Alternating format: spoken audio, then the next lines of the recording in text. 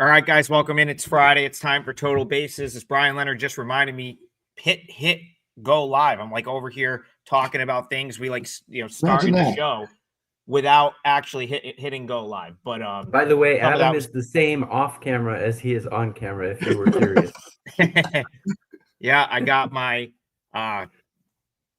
Scranton Wilkes-Barre hat on right now. They've all but clinched the final playoff spot for the AAA playoffs. So it looks like it's going to be Scranton, Jacksonville, Tacoma, Las Vegas. I'm encouraging Brian Leonard to go to the series in Vegas. Brian, I can't remember if you've told me or not. Have you ever been to the final? Have you ever been to the championship game? I have not. And unfortunately, I've got a trip planned. I won't be able to make the championship game, but I will be able to make the Pacific Coast Championship series. We've talked off air. We think there's going to be a very good betting opportunity in that series, and you'll have to wait till next week. We'll talk about it next week on the show. What we're going to talk about for the next hour is Major League Baseball, like we do every day. And I need your guys' help because I knew it would come to this at some point. So obviously, as all the viewers know, I'm very invested in the Mariners, and this is a very, very big weekend for me in terms of my Mariners future bets. Mariners Astros tonight. That's where we're going to start. Huge game. Both teams now tied for first place in the AL West, and they get to play it out this weekend. This is exactly what you want. You know, the schedule makers, this is what they want. This is perfect. You're down to about 10 days left in the regular season. Actually less, I think like 8 days left in the regular season. And it works out where we get Mariners, Astros head-to-head all weekend long. It's going to be a great series. Brian Leonard, I want to bet the Mariners here too. And now I've got to ask myself, are you know what I mean? Like, is my head clear, right? Do I want to bet it because I need the Mariners or is it actually a good bet? I think it's kind of a good bet, but I'm going to give you two a chance to talk me off of it. So let's go Mariners, Astros, Minute Maid Park, Brian Wu, Hunter Brown, huge game tonight. Before we get to the games, congratulations to us. We won our second parlay in 3 days, and we probably should have won the other one. So if Arizona doesn't win that game in the 10th inning, we could have had 3 straight days of parlay winners. We're now up, if my numbers are correct, 8.14 units on the season. What I've got. Yep. So hey, we're going to end the season. Knock on wood. We're going to end the season here with a winning record.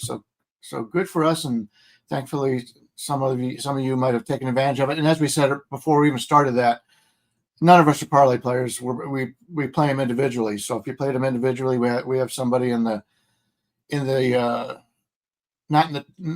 chat and in the other one afterwards where they break it down and tell you how we were overall. But it's been a really successful season, and thank everybody for tuning in every day. I know with football going on, it's tough to do this. We got less people in here, but hey, there's still hungry people that love baseball. Let's get you some winners.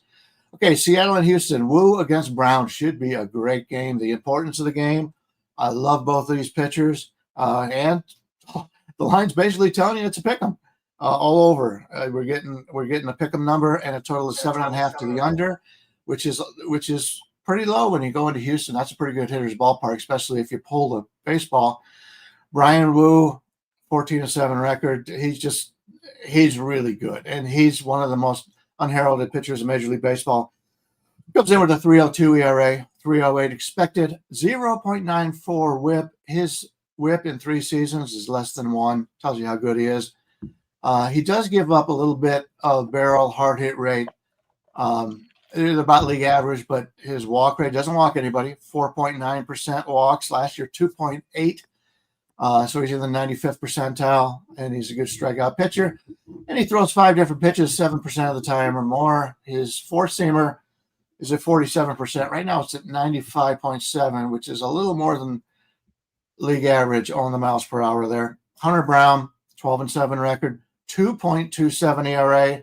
Even his expected ERA is good, 3.10. He's got a 1.00 WHIP, and his numbers are almost exactly the same. His numbers might even be a little bit better on this season than Wu's. His weakness is probably walk rate at 54th percentile. That's still better than league average. He throws 6 different pitches, and his four-seamer 39%. So his is a little bit more balanced. in that regard, but two guys that I would never find any problems going against. I am going to sit back and watch this game. I don't find enough value in it to play. I think the number is right, but it should be a hell of a game to watch. I'm looking forward to it. Yeah, what's up, everyone? I'm back in Phoenix. I'm back to the bad lighting and the dark house. So, regarding this game, man, I have not had two teams that match up like this all season. These two teams are dead ringers. Almost every stat, they are within 0.1 points of each other. They grade out in an exact tie. So, two teams that are hitting quite well, and two bullpens performing well, and two great starting pitchers. So where do you go?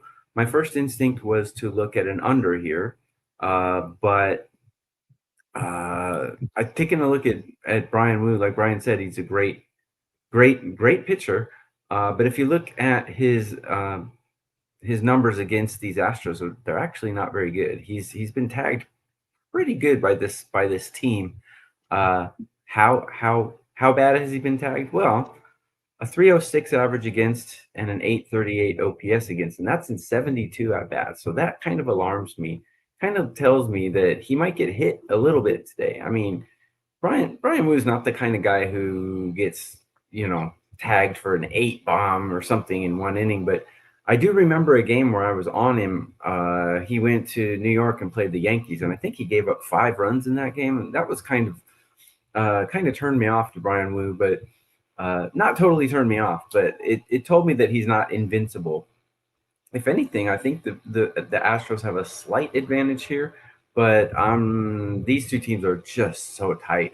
There's no way I'm going to play this game because they're just, seriously, every category that I rank, they're within 0.1 points of each other right now in current form. So I'm not touching this game. It's hard to disagree with that. When I look at these two, it's very, very close. I kind of feel like you could. I kind of feel like you could make a case for either side. Both teams are playing great. The Astros just sort of, put the Rangers out of the mix, swept them. I believe the Mariners have won like 5 of their last 6. They take 2 of 3 in Kansas City. So you have two teams that are both playing as good as they've played. At least obviously they've had stretches where they've been very good this season. They're both 15 games over 500, but you can argue that these two teams right now, I think the Mariners have won like 9 of 10, something like that. Both teams are playing great ball. I guess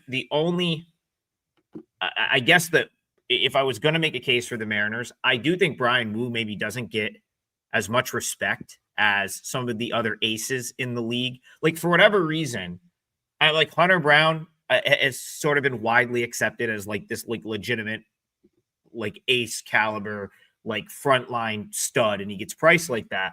But I feel like the masses, and so that obviously permeates into the market as well, still sleeps on Bryan Wu a little bit. I don't think either of those two are different. I think they're both really like just below the Scoobles and the Crochets in terms of caliber of starting pitcher in the American League or in the entire league. And you have two bullpens that have both been solid. I'm going to keep coming back to this. It would be like splitting hairs to find much of a difference between these two teams. So for me personally, I'm going to just kind of stick with what I've said for a few months, that I think the Mariners are just a little bit better, that they're going to overcome the Astros and win this division at some point. But I think for me to sort of bet that in this game might be flipping a coin to an extent. The game's in Houston, playoff baseball. It's what we're going to, when we get 2 weeks from now, when we're talking about these games, I feel like this is going to be the conversation in a lot of these games where it's like you have the best teams playing the best teams, their best pitchers are on the mound. How do you find value there? Well, it's really tough. And you'll see that when we start talking about the playoffs in a couple of weeks. It's just a playoff game this week. All of these games are going to be playoff games. For me, I'll be looking at ways into this series for the Mariners, but I'm not sure it's going to be in this spot where you just have these two stud starting pitchers. So, yeah, but I will be rooting for the Mariners without a doubt. I've got those futures, and I need them to have a good weekend. Okay, let's go to more playoff implications. I think I'll have a stronger opinion in this one. Jose Martinez says, let's talk D-backs baseball. Yeah, let's do that. They're out in the desert again tonight. Bryan, Leonard, you talked about ruining our parlay the day you and I did the show together, and they lost in the 11th inning, squandering really a golden opportunity to really kind of be in the mix. I mean, they're still very much in the mix, 2 games back of a wild card spot coming into tonight. But man, if they had that win, which I feel like they should have had, they would be right there on the Mets' heels. Now 2 games back, do or die tonight for the D-backs. They've got the Phillies coming into town, who's a very good team, but they don't have as nearly as much to play for. Are you getting involved, D-backs, Phillies in the desert tonight? Yeah, Tyler Walker is going to start for Philadelphia, and he's going to be piggybacked by Walker Buehler. If you trust them, I'm not sure I do. Philadelphia is the one team that basically is everything locked up. Big lead in the division. But they're playing good ball. There's no doubt about it. Ryan Nelson going for Arizona. Nelson's about a 120 favorite, total of about 9.5 to the under a little bit. Looking at Taijuan Walker, he's on the season 4.17 ERA, 4.50 expected, 1.39 WHIP. His WHIP's been really bad the last few years, and that's what's been concerning. He got on a streak when they put him back into the rotation, in which he pitched very well. Starting to get back to normal Taijuan Walker. The last few years, he has not been good. Keep in mind, when he came up in Seattle, he was the hot shot, big strikeout numbers. I remember going to spring training.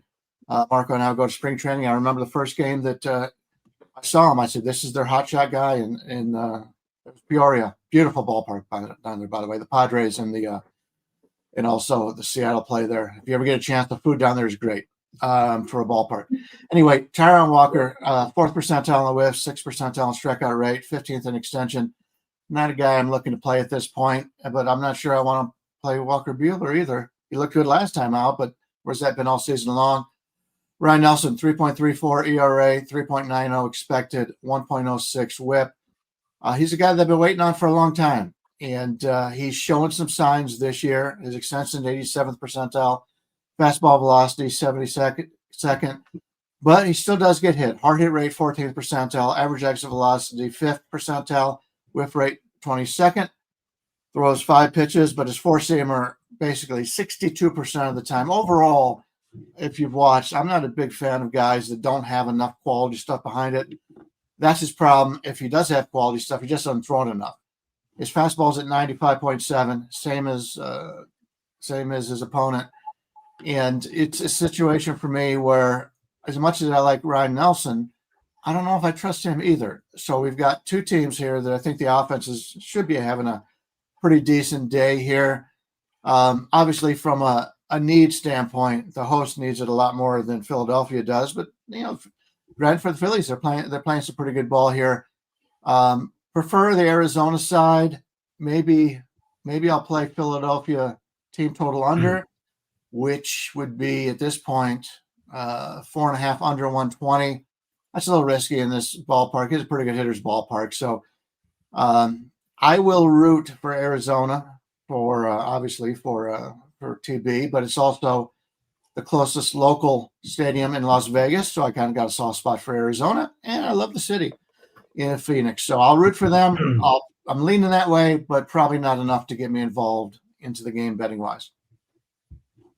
Head over to wagertalk.com to see what we have available. I've already put my MLB plays out, and I have a free play up as well. I'm sure these gentlemen will also have something available today. So go to wagertalk.com, go to the free picks page, and go to our pages and see what we have available.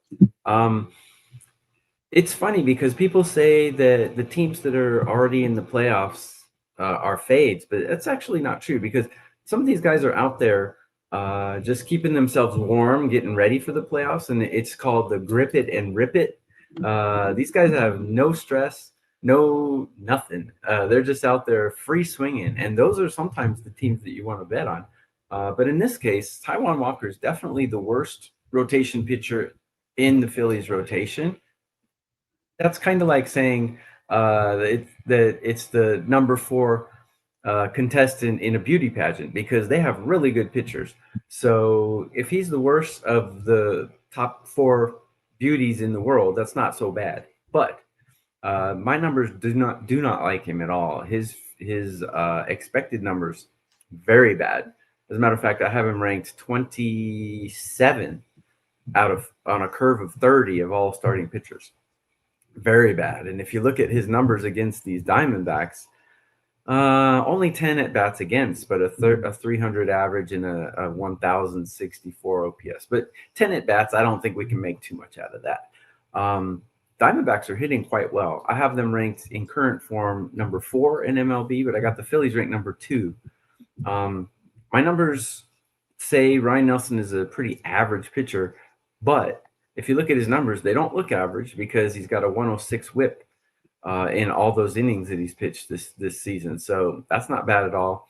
His history against these Philly batters, pretty average, 260 average against a 740 OPS, which is can't really glean anything off of those stats. It's pretty average. I think I'm kind of along the lines of Bryan going with the team total, but I think a Diamondbacks team total over would be a way to go here. Philly's bullpen is performing dreadfully right now, and they're not going to be too eager to use their best arms here, I don't think. They might put some of their best guys in for an inning or two, but it's not going to be high pressure leverage spots or anything like that. So Phillies don't really care if they win this game or not. They're just very talented. I think the Diamondbacks team total over would be the way to go because betting aside for Arizona, as we've seen in the last few days, can be bad for your ulcer.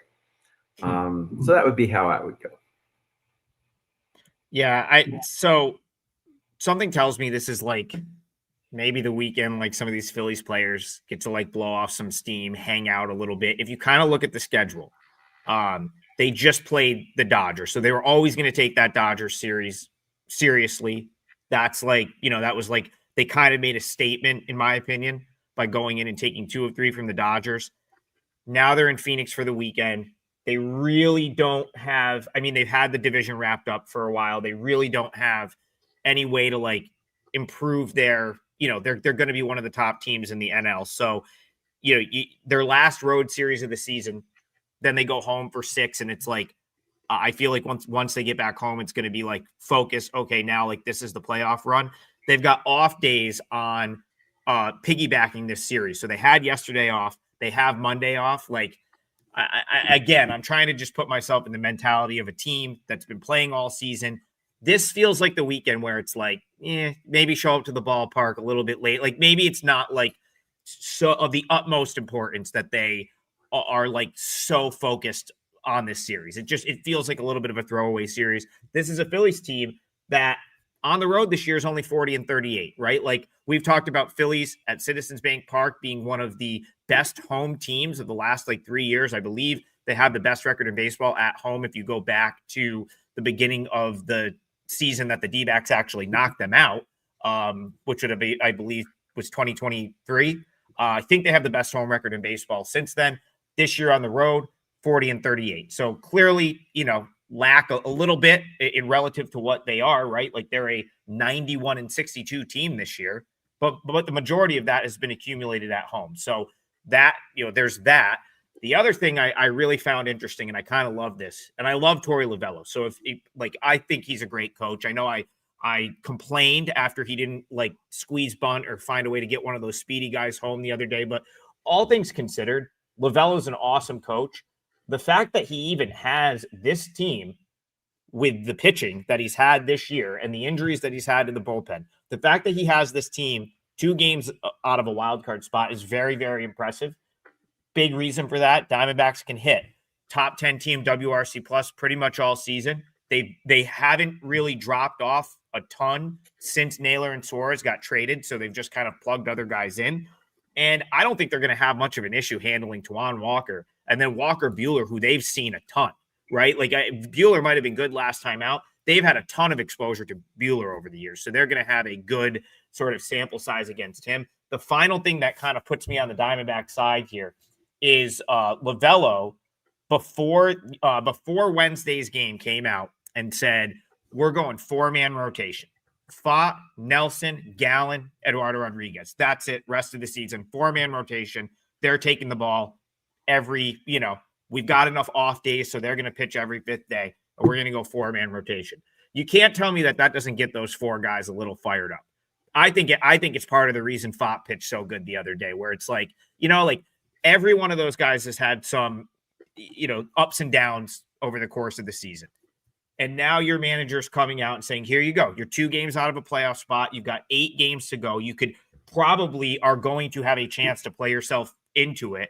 And we're going to put the trust in you 4 guys to take the ball every every 4th day or 5th day and try to get us to the playoffs. I think it's why Pfaadt pitched so well on Wednesday. I wouldn't be surprised if Bryan Nelson threw a great game here. And he's someone that I've personally been higher on than most. I think he's got a great fastball. Really a 1.06 whip this season, ERA in the mid 3s. He's got some underlying stuff that suggests he could get hit at some point, but we've been saying that for 3 months and no one's really hit him yet. He's still been very, very good. So I almost think Bryan Nelson has had a breakout season to an extent that he hasn't gotten fully gotten credit for because it's Arizona and they just don't get as much hype as some of the other teams. So, yeah, I do like the Diamondbacks quite a bit here. This is one I'll be looking at today for my clients. And maybe I'll throw it in the parlay, but I want to see what else pops up throughout the show. So, yeah, D-backs, I think it's a great spot for them. And it's also a good spot to fade the Phillies. So, any D-back correlated, Phillies fade correlated stuff in this game and probably all weekend is going to be a good look. Okay, let's go to Colin says, I like the Orioles money line. The Yankees today, good price on one of the best pitchers since the All-Star break. Not a fan of Will Warren. So TB closed out a parlay yesterday with an easy Yankees win. The crooked numbers came as we expected. Now you pull up the odds today, Brian Leonard, and it's a very competitively priced game, probably for the reason that Colin is bringing up. Trevor Rogers has been as good as it gets since they called him back up in maybe mid to late June. He has been awesome. He's been one of the best pitchers really in the league to that point. He's certainly a better pitcher than Will Warren. I don't think there's an argument about that, but the Yankees playing good ball right now. So this is an interesting one. Do you want the better pitcher or do you want the better team? Because that's what that's what Vegas is kind of asking you here. Do you want the better pitcher in Rogers or the better team? It's pretty competitively priced. How are you seeing this one? Yeah, a lot of very interesting handicaps today. We talked about that a couple of days ago about I think it might have been yesterday or whatever, because there was less amount of games and we were able to go into a little bit more. I was talking about the Mets pitcher and he did very well. So yeah, it worked out well for both of us in our parlay. Sure did. I talked about Walker Buehler being the piggyback to in his game today. I just wanted to point out the Angels are throwing out Mitch Ferris. So it's a Ferris Bueller day in Major League Baseball. Too bad. This sounds like something the Angels would do. Too bad they don't trade him to Philadelphia for Bueller, and then they would have the for Walker. Then they would have the Ferris Bueller combination today in Philadelphia. But yeah, just interesting things like that. I'm sort of like that one baseball guy, the older gentleman that looks at a lot of these things and finds amusement in it. But yeah, we've got this. This was an interesting game because Warren, even though his numbers are not terrific on the season, he's got a 4.44 ERA, 4.50 expected 1.38 WHIP. He's at times really been good. The problem is he walks too many and he gets hit a little bit, and that's the only concern. But when he's on, he's very good. And unfortunately, hasn't been on enough for the Yankees, and they've had to use him. They've had a lot of injuries from the pitchers. We still don't have some of their guys back that they expected to be back this year. But average exit velocity 8th percentile, chase rate 10th, hard hit 13th, barrel rate 14th. So that tells you Warren can get hit. He does throw those 5 pitches. It's 4-seamer, 93.3 for a right-hander. Not the greatest.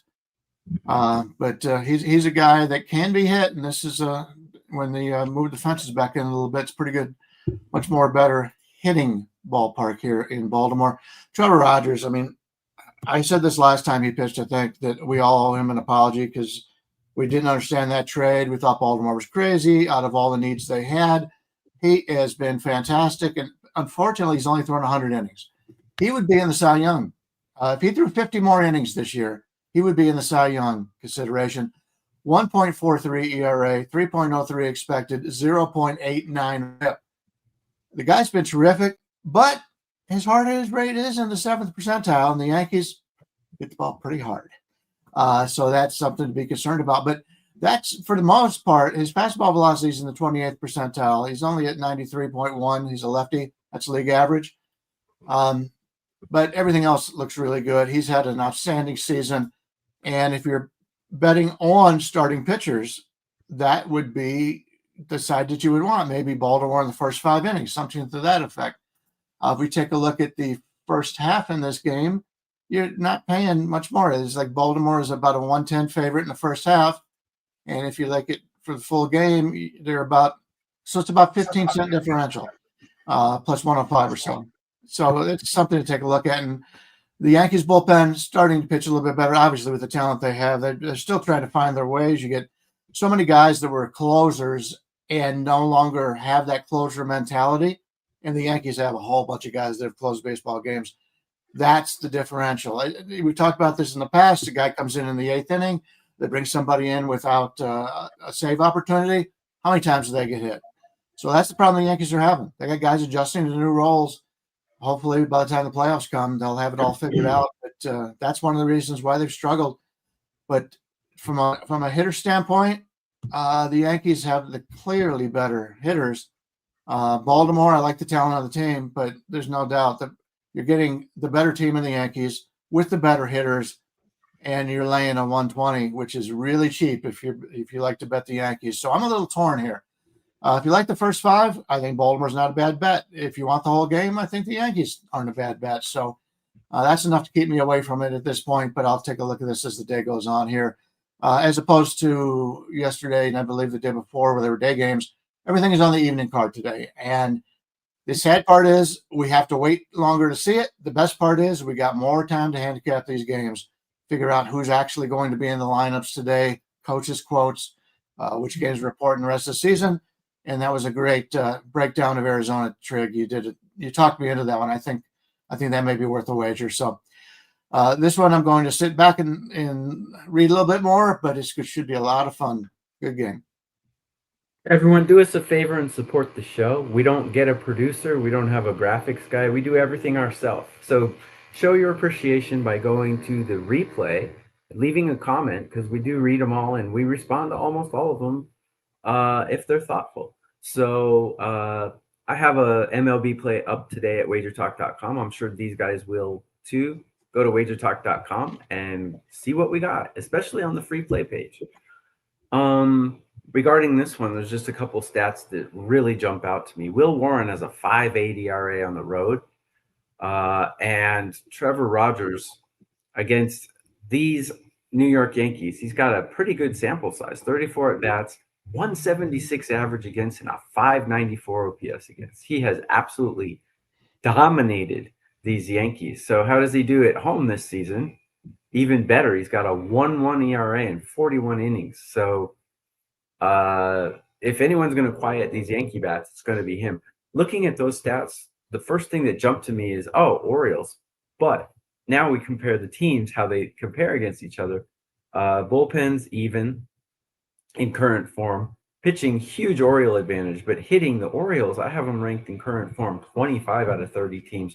There's no way I can bet that team on a side.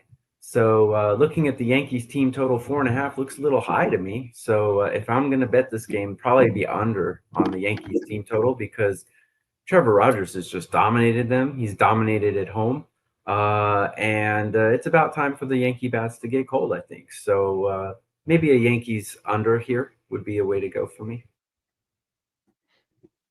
Yeah, I don't dislike that. Mark Kinson's like, do you own a room full of hats? I wish I was that organized. They're kind of just all over the place. I'll usually grab one when I go to a game, and so that's kind of how I've accumulated them over the years.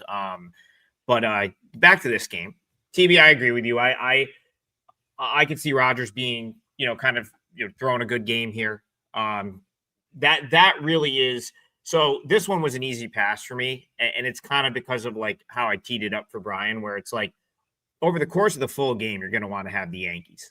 If you can get into this Orioles bullpen, there's just not as many good arms in the bullpen. Yesterday, we talked about a Yankees team total, and my handicap was, well, it's probably going to get there at some point. And that's kind of exactly what happened. I think it was like 3-0, and then there was the crooked number in the 7th inning. I believe it was I think they brought in McDermott or someone like that. And he gave up 4 runs. That is always going to be a concern with the Orioles right now. They just don't have much in the way of like bullpen arms that aren't like a candidate to get blown up. And then you talk about a lineup like the Yankees, they will blow up anyone in that Orioles bullpen. So I think maybe like going back to a point that was already made, if you like Rodgers and you like the Orioles, you may want to isolate the first 5 because that at least that Rodgers is going to give you 5 and you're betting on Rodgers against the Yankees and you're betting on Will Warren. It's not going to get to the end of the game where suddenly you have a good bet and then things go off the rails. So I think it would be Orioles first 5 for me, Yankees full game. I know we've already kind of made that point. Do I like either? No. So I won't have any action in this game. But if I could see you making a case if you're just like, hey, I'm getting the Yankees here, -115. They're 3 games back of the Blue Jays. They still have a lot to play for. I love the way they're swinging the bats. I'm not going to argue with you. If you're like, Rodgers is a big edge over Will Warren, I want to isolate that and take the Orioles first 5. Not going to argue with you either. So kind of a couple different ways to look at it. I will be looking at it none of those ways. So I doubt I helped anyone right there. But hey, sometimes you got a strong opinion like the D-backs. Sometimes you got no opinion like the other 2 games. And yeah, Bryan, I think the boys are going to be out in Scottsdale somewhere today. Maybe getting a few, maybe they're going to, maybe Harper, maybe they're going to sneak off and golf a little bit or something. I don't know. There's a lot to do out there. It's a good weekend to like chill. TB, you ever been over to Scottsdale? Probably, right? Yeah, Scottsdale, Tempe, Mesa, Peoria. Yeah, I've been all over. I'm from here. Yeah, I was raised That's here. what I'm saying. It's a perfect place. A long season, blow off some steam, maybe stroll into the ballpark a little bit late and get blown out by the home team tonight. That's all I'm saying. All right, here we Ladies go. here are awesome. It's a wonderful city. And yeah, shout out to Thunderbird High School in Phoenix, Arizona. Love that. All right, Markinson says Mets, Nats, 2 rookie pitchers, Mets hitting nice over here. Yeah, I mean, this is one that I have an opinion on, and I saw this matchup, and then I saw the number, and Bryan Leonard, my gut said, boy, are they making you pay a tax to bet the Mets here. That was my initial thought. This matchup, these 2 pitchers, and yet the Mets are a $2 favorite with how they've been playing right now. I know they came through for us yesterday, but that looks a little bit high. What do you think about Mets Nats? Yeah, I'm in agreement. If there was one game, maybe 2 games on today's card that something popped out, that was it. We've got Alvarez, lefty, going for Washington, and Brandon Sproat looked so good in his major league debut going for the Mets. The Mets are about a $2.05 favorite here, total of 8.5, slightly to the under. And when I look at this game, Andrew Alvarez is getting the start for Washington. He's had 3 starts on the season, 15 innings. He's got some really nice numbers: 0.83 ERA, 2.47 expected. His WHIP is 0.83. His ERA is 1.19. Excuse me, 1.15. And a 2.47 and with a 0.83. It's still 6 o'clock in the morning in Vegas, and I was out at the Aces playoff game last night, so a late start for me. But fastball velocity, no, he's not a guy who's going to blow you away. He's 26 years old, came out of Cal Poly. He throws 5 pitches, his 4-seamer, 34%. He's not a guy who blows you away. He's 41 points, or 91.4. Jesus. 91.4 4-seamer miles per hour. But, take a look at what he's done so far. His barrel rate's been great. Hard hit percentage is great. Ground ball pitcher. Those are all things that I like. And he's only averaged 5 innings. Yeah, maybe you only get him for 5 innings. But that may be enough here against the Mets. Obviously, the Mets are the team that obviously needs the game a lot more, but they have not played well under pressure all season long. Sprout so far, 2.25 ERA in 2 starts, 3.29 expected, 1.08 WHIP. Yeah, his numbers looked really good too. He's only got the extension of 49th. He's 6'3". He should have a little bit better than that, but his whiff rate has been very low so far. Strikeout rate, nothing impressive. He throws 6 different pitches, which is something that means a lot for a young guy. Something doesn't work, as opposed to another pitcher that's on the card today. He only has 3 pitches.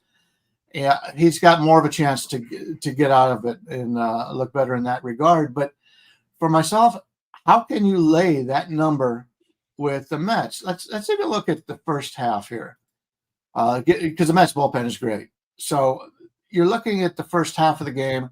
You could get Alvarez and Washington upwards of, there's plus 170s out there in Las Vegas, plus 157s, 163 other places, as opposed to the full game when you're getting 180 or so.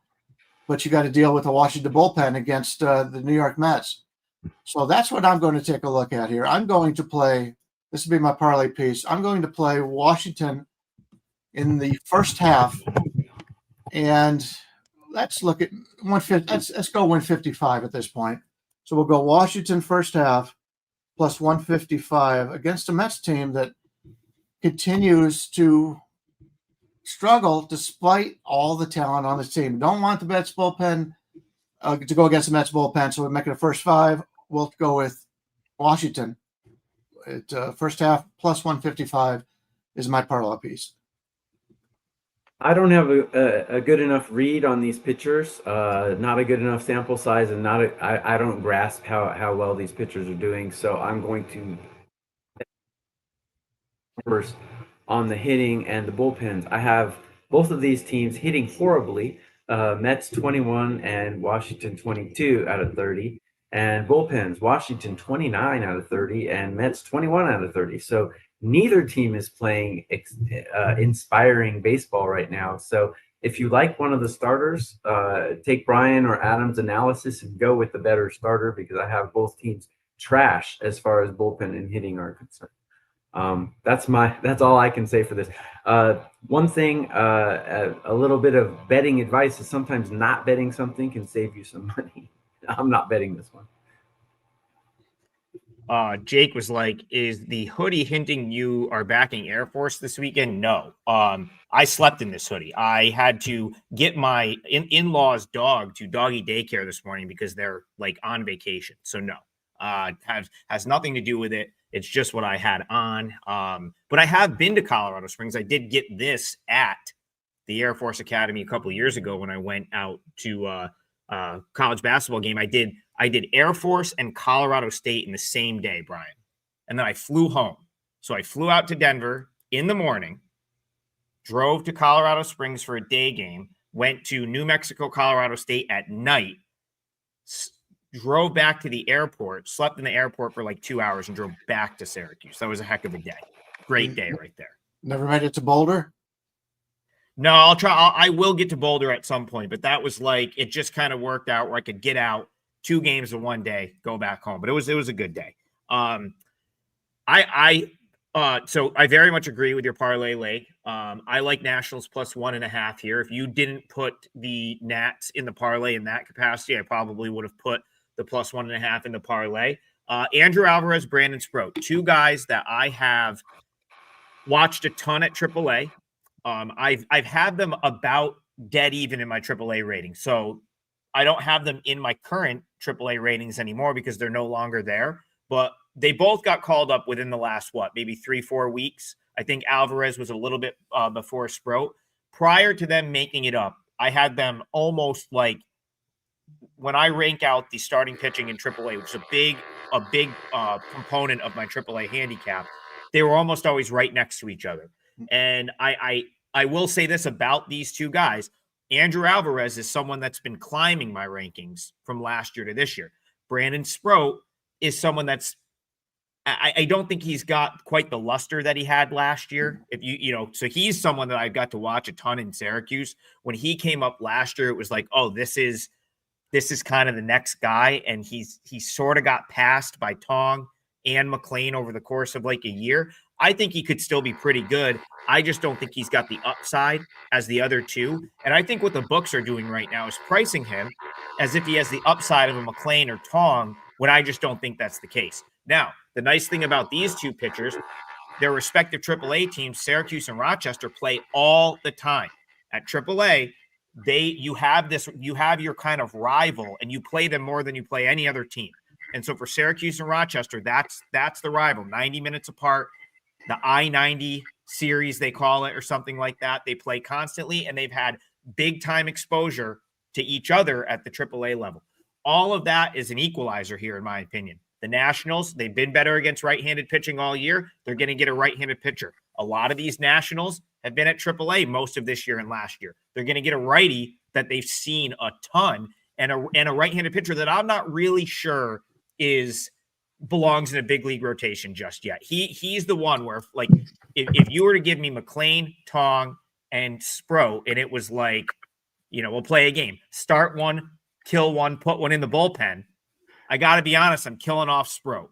I'm probably going to start McLean. I'm going to keep Tong in the bullpen. I'm going to kill off Brandon Sproat. It's just where I have those guys right now in my ratings. Yet the books are kind of telling you they're all equal the way they're pricing these games out. Since I disagree with that, it would have to be Nats plus 1.5.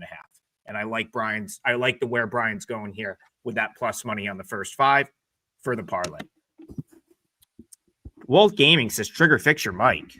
I don't know. This is a pretty good mic right here. I think that might be. It's buzzing. There was some buzzing right there. Yeah. Sounded like somebody's shaving. I don't think that's mine, but I will. Yeah, I think it might be TV's. But hey, he is back in Arizona, and he woke up at 6 a.m. to do this show. He typically, this is usually a nighttime show for him. So we appreciate TV on vacation, essentially, still, waking up at 6 a.m. to do this show. Dedication. All right, let's go. We got to talk about this one. Bryan Leonard, his Guardians did the unthinkable, but we all kind of thought that was going to happen. I feel like we really sort of gave out Guardians every day on this show. I did 2 videos that gave the Guardians out at plus money, and they pulled off the sweep. Bryan, are you concerned at all that this is a little bit of a letdown spot for them tonight, or are you just riding the train with the Guardians right now? Guardians Twins, how are you seeing this one? Yeah, it's an interesting game because we've got Messick, the lefty, going against Lopez. Great pitcher that unfortunately had a injury, but he's been back for a few starts now. Do we take the Cleveland team that's hot with the young guy, or do you take the team in Minnesota that has the more established starting pitcher? Minnesota right now is about a 110 favorite, 115 favorite, total of 8 to the under. When you watch these games, especially now, I watch as many games as possible. Some teams have clearly given up on the season. I've been watching Colorado lately. They have shown no effort at all in their games. They can't wait for the season to end. Pittsburgh's playing as if they can't wait for the season to end. But you want to back these teams that still give you a little bit of energy. I'm not sure Minnesota has. Minnesota's had – I think that a coaching change needs to happen in Minnesota. I just don't think they've got the management to do it. They don't have the money to do it. They've traded away, as TB would say, 40% of their pitching staff at the trade deadline. But we're getting Cleveland here at a pretty decent price. This is a team that continues to go out and play. They're doing the little things that need to be done, and they have to. They don't have much power on that team. They don't have a talent as these other teams do, but they've got to be able to play good ball. And defensively, they seem to always do that. But they run the bases well. It's a good baseball team, and they've gotten more out of their talent than anybody would expect. Parker Messick, 3-0 in the season, 1.84 ERA, 3.13 expected, 1.33 whip, a little high. Fastball velocity only in the 20th percentile. Doesn't get a lot of chase, doesn't get a lot of whiffs or strikeouts, which is fine. He throws 5 different pitches. His four-seamer 38% of the time. So everything he throws is at least 10% of the time. You got to like that. Being a lefty also helps. As I've said before, love playing lefties. when they come into the league. And you see the same thing out of the game that I just used in our previous handicap. The lefties got to like that. But he's been very good at walk rate, barrel rate, hard hit rate, ground ball rate, all been excellent. Still small sample size at 29.1 innings. Pablo Lopez, just one of those guys that has just been a warrior. I would watch a lot of preseason games, and he was the big leader in the clubhouse for Minnesota. So to get him back, I think really helps them. He's been back for a little while now. 2.64 ERA, 3.79 expected, 1.10 WHIP. He is a fly ball pitcher. He's only in the 30th percentile of the ground ball rate, but everything else is league average or better. Extension 93rd percentile, hard hit rate 88th, chase rate 90th, throws 5 different pitches, the four-seamer 41% of the time. Two guys I really like from a pitching standpoint here. From a hitting standpoint, Cleveland is getting timely hitting. I still don't think they're a very good hitting team. Minnesota, they've had a hard time getting everybody together all season long with a lot of their injuries. If I play this game, I may be looking at the under. Granted, it is 8. In fact, I'm seeing some 7.5 to the overs out there right now. But I think this is going to be one of those grind them out games for Cleveland. They probably get the win, find a way to get the win. But that bullpen is, as I mentioned the last few days, is really racked up. They've had to use guys that really shouldn't have had to use, and they got away with it against Detroit. They got to get some extended innings out of some of the lesser guys in that bullpen. So we'll see how that goes. Kind of like the under here, kind of like Cleveland. Don't know if I'll get there for either side.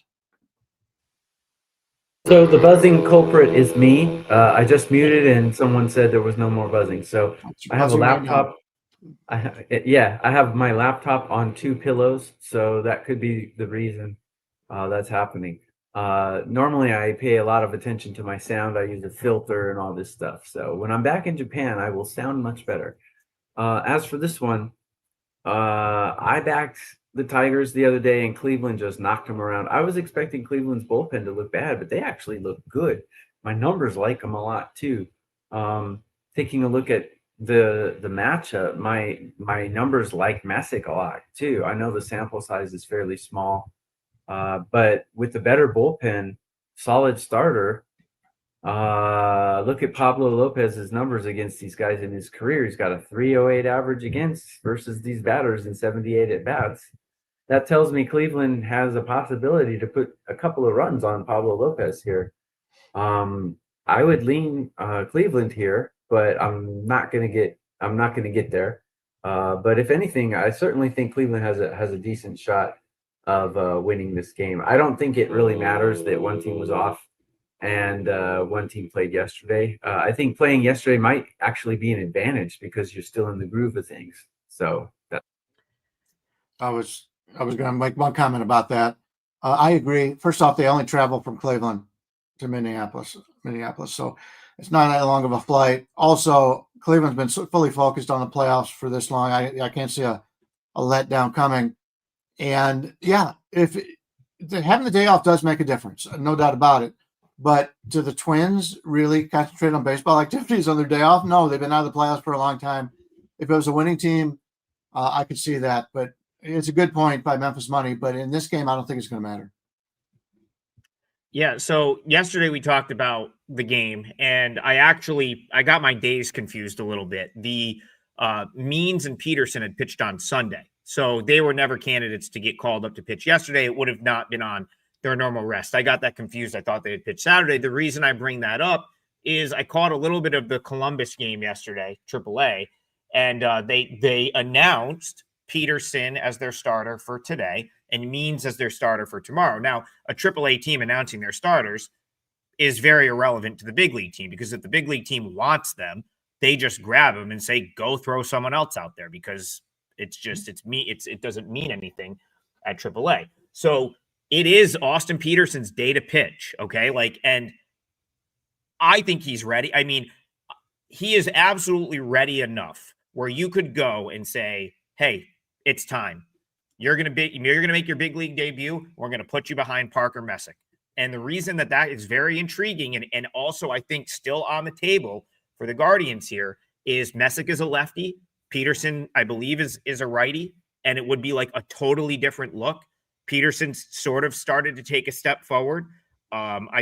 He's, in my opinion, most other organizations would have done that already, I feel like. So they're kind of taking their time with Peterson for whatever reason. That's fine. I like when organizations, give these guys like ample opportunity to sort of develop at the AAA level.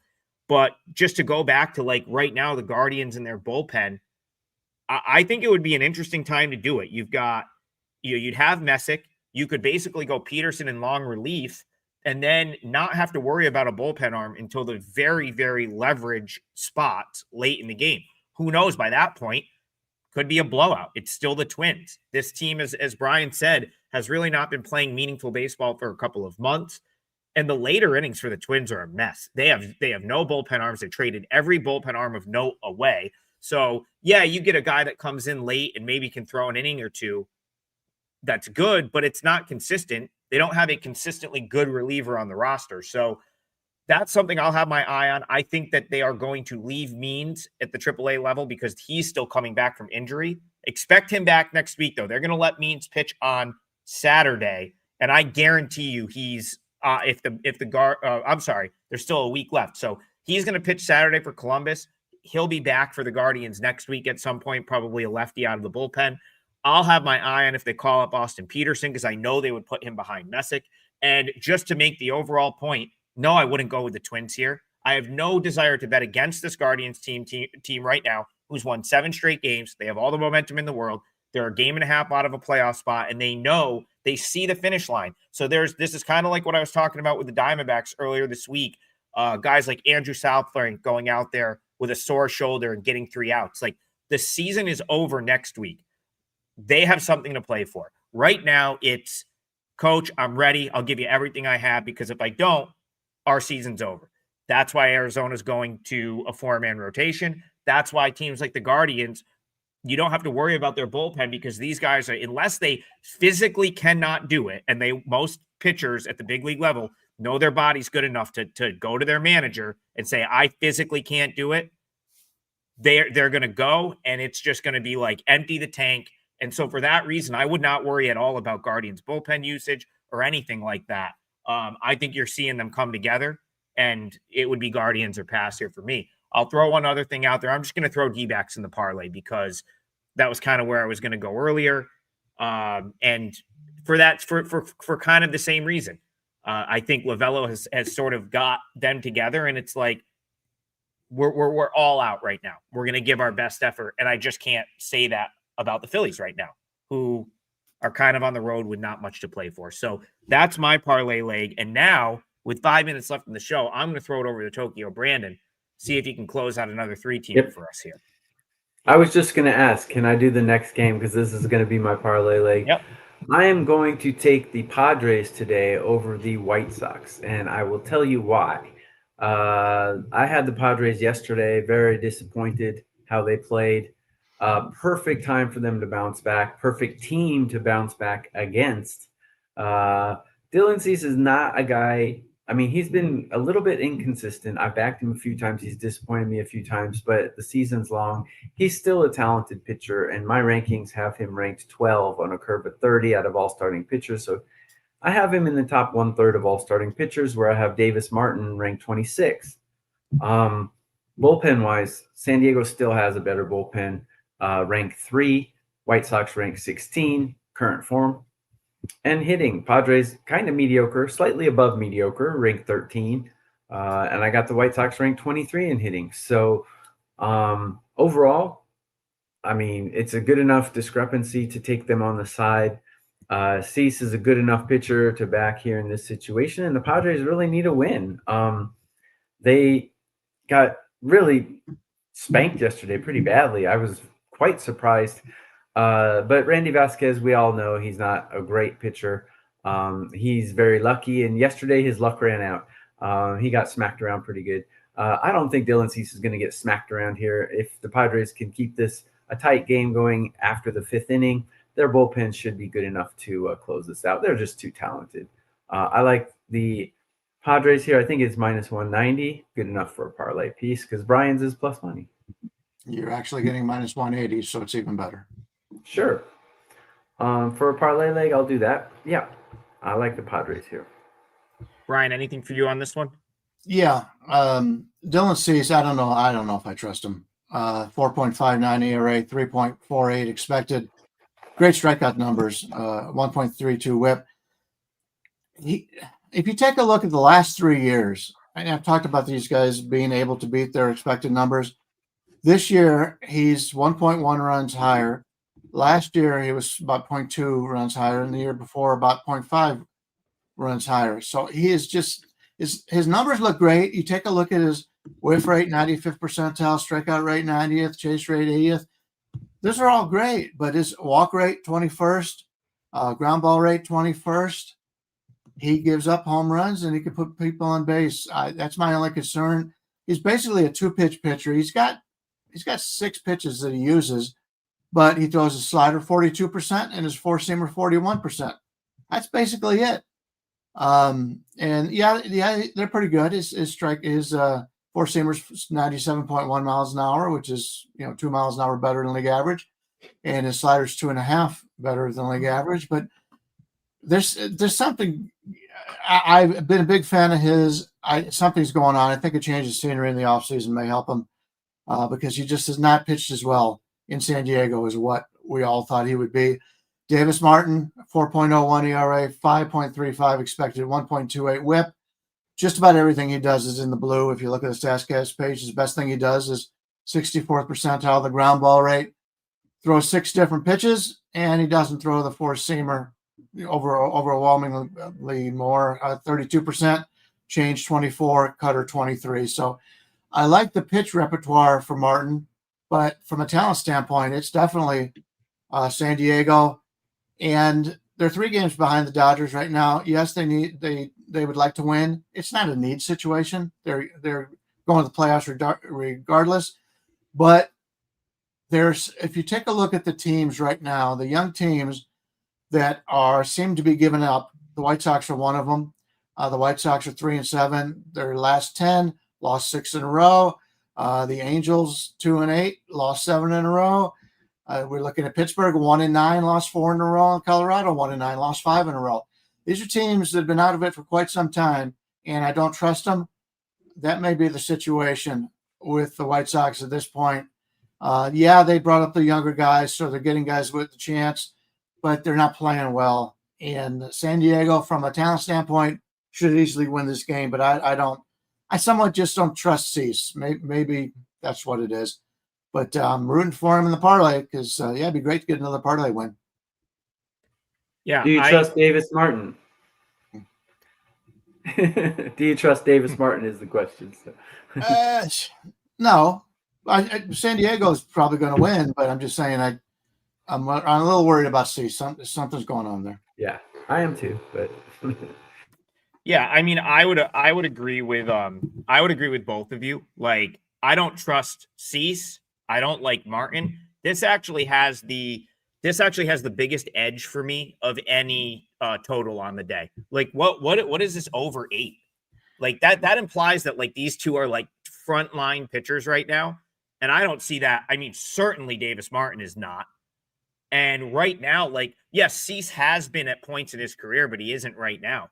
So where do we get off having an over 8 on this game? Like that to me is off by at least a run. Again, I don't consider myself a great totals handicapper. I don't ever play them as client plays, but that has a considerable edge for me on the number. I've got this like, I have to pull my numbers up. I think like 9.1. So like on the other side of 9. So the fact that you can still get a juiced 8, like at 8 minus 115 or 8 minus 120, I think it's a pretty good bet on the total. And I think it speaks to kind of what both of you guys are talking about. Padres should get to Martin. White Sox should get something off of Cease. Not going to take much to get to 8 runs. So I like the over in that one. Couldn't argue with that at all. Bryan, what do I have for a D-backs money line? It's the only one I didn't jot down. I've got you at minus 120. All right. That means we have the parlay at plus 627. I mean, that would, if we can hit a third parlay this week at plus 627, we pretty much guarantee ourselves a winning year, even if we're doing this still in the playoffs. So let's see if we can get it done. People in the comments complaining that my minus 190 is killing the parlay odds, but obviously you don't do sports betting very often because to win 3 legs of plus money would be nearly impossible. Yeah, so, I mean, you could even argue that like Bryan could easily go with Nats plus a half if he wanted to, but I don't mind him juicing up the odds with the money line. I think it's for as far as like a numerical edge, probably a bigger edge on the money line there anyway at that price. So, yeah, typically if you're going to do a 3-teamer, the way I always look at it is you give your, because you're parlaying it together to get plus money, it's a good spot to give yourself a little bit of an extra chance. So like, I agree with you going that way, TB, as opposed to like laying the run and a half. It's a parlay. Right. Why not just give yourself a better chance to win? Go ahead, Bryan. I look at parlays differently. I'm a numbers guy. If it's a bad bet straight, it's a bad bet in the parlay. That's the way I've always treated it. You're still laying the same number regardless. It's true what the other legs are. So if you're not willing to play it straight, you shouldn't put it in a parlay. That's just my opinion. I'm not a parlay player, but I don't know anybody that does that kind of thing, that bets for a living out here in Vegas that does that kind of thing.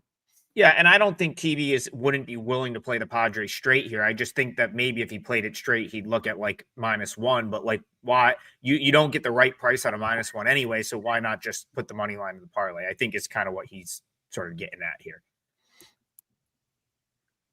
Anyway, that makes our 3-teamer. We've got Tokyo Brandon on the Padres. We've got myself, Diamondbacks, and then Bryan Leonard, first 5 Nationals plus 155. So that's a Nats first 5 money line, a Diamondbacks full game money line, and a Padres full game money line. And that comes to plus 627. We've already hit 2 parlays on the week. Can we make it 3? I don't know if we had a week where we hit 3 yet. So that would be a The first week we were really good. I don't think we hit 3 that first week. No, first week I think we might have hit 2, and then we hit 1 early in the following week. That's about as close as we've got to like 3 in this close. At one point, I think we were plus 13 or something like that. The high water mark for the year is 19.2 units, I believe. Yes. And it was very early in the season. Let's win this one. Plus 600 is nice. If we hit this one, we will be back as close as we've been in a long time to that high water mark. So anyway, one more time, let's close the weekend on a high note. We've got Padres money line, Diamondbacks money line, Nats first 5 money line, 3-teamer, plus 627. Another great week here. We will be back on Monday for the final week of the regular season, and then we'll be riding this show right into the playoffs. So we're not going anywhere. Appreciate you guys tuning in. If you missed any part of the live show, as always, it's up on demand on the Wager Talk YouTube channel. While you're over there, give us a like, give us a subscribe, and have a great weekend, everyone. We'll see you guys on Monday.